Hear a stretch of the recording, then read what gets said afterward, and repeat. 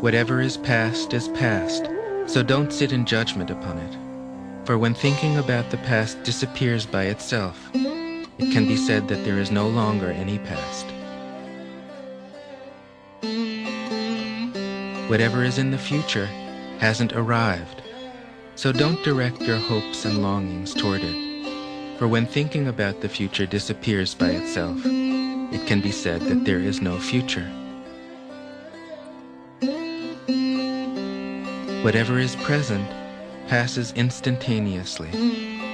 Just be aware of your non-attachment to everything. Don't nourish any desire or aversion in your mind.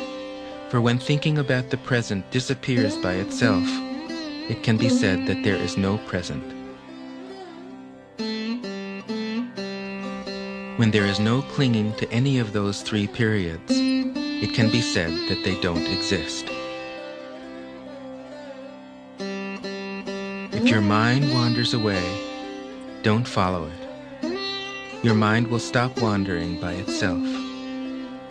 If your mind lingers somewhere, don't linger with it. Its search for a dwelling place will stop by itself. In this way, you will come to have a non-dwelling mind, a mind that remains in the state of non-dwelling.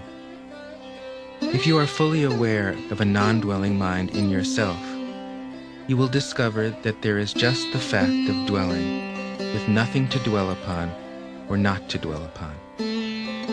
This full awareness in yourself of a mind that dwells upon nothing is known as having a clear perception of your own mind, or of your own true nature.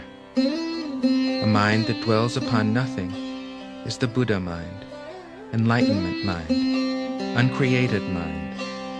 It is also called realization that the nature of all appearances is unreal. It is what the sutras call patient realization of the uncreated.